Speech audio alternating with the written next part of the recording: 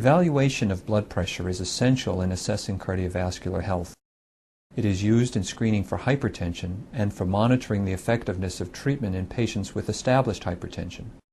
In the routine outpatient setting, blood pressure is measured indirectly.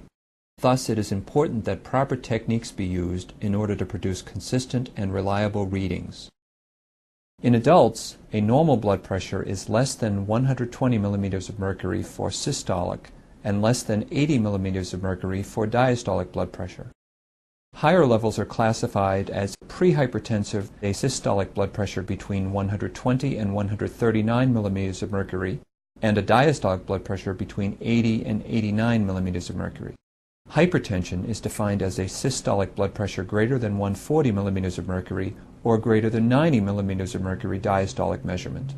The purpose of this video is to demonstrate the appropriate technique for the indirect measurement of blood pressure in adults. Blood pressure should be assessed at each office visit.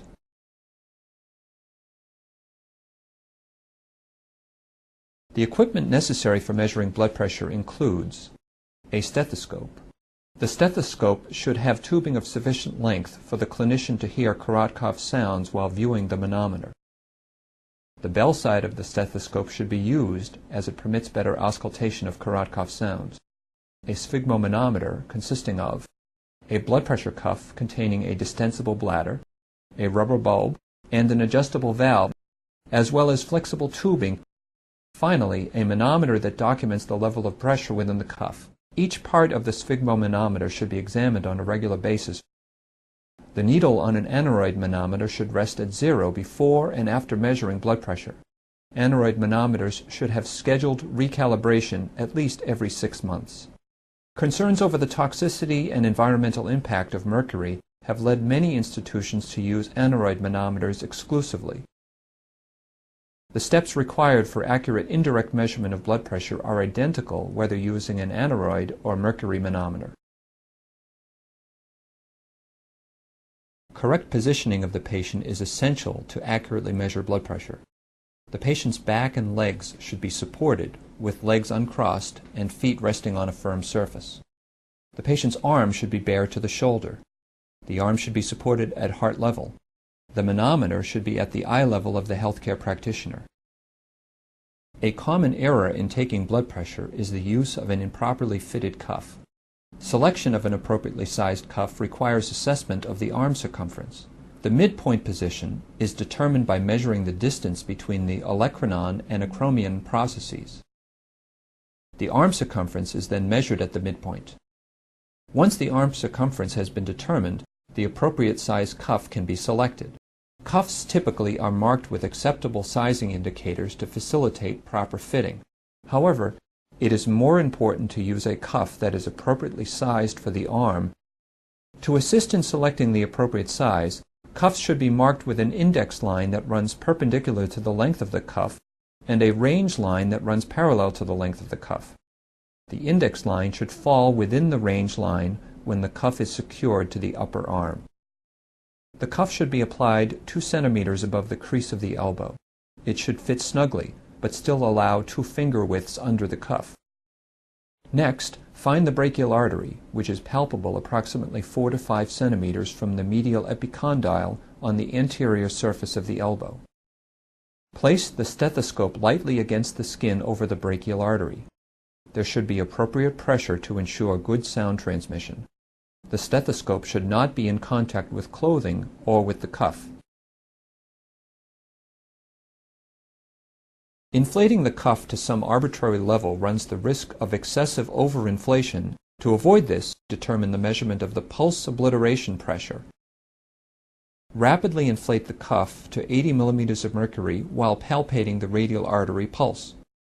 Continue to inflate in 10 millimeter of mercury increments, taking note of the reading at which the pulse disappears.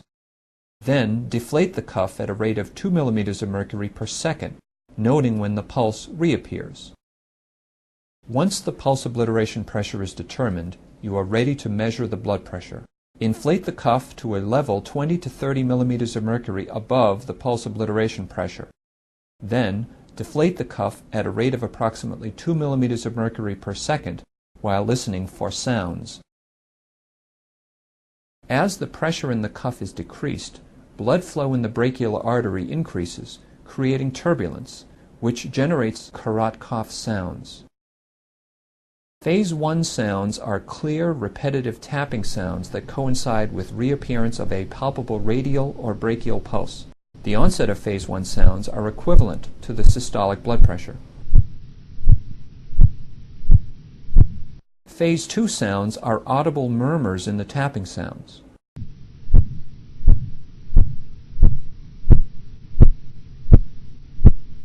Phase 3 and 4 sounds are muted changes in the tapping sounds that occur as the pressure measurement approaches the diastolic pressure, usually within 10 millimeters of mercury of true diastolic pressure.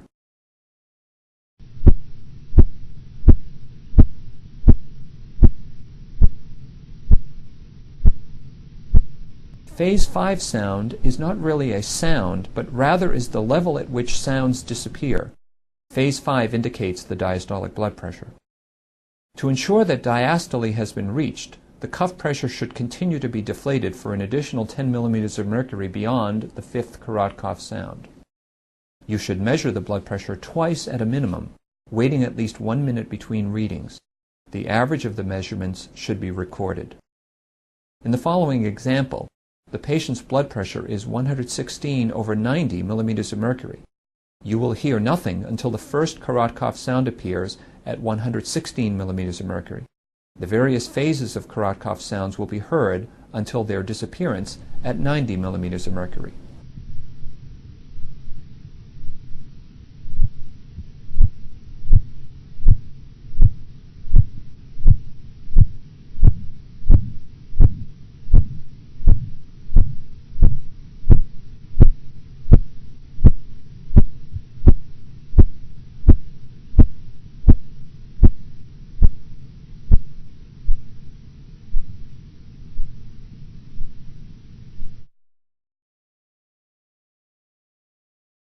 An auscultatory gap is defined as the intermittent disappearance of the initial carot cough sounds after their first appearance.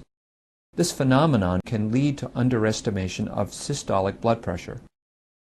Obtaining the pulse obliteration pressure can be helpful in avoiding incorrect measurement. In the following example, the systolic blood pressure will be heard at 162 millimeters of mercury, followed by an absence of sounds for 4 millimeters of mercury, after which they will reappear.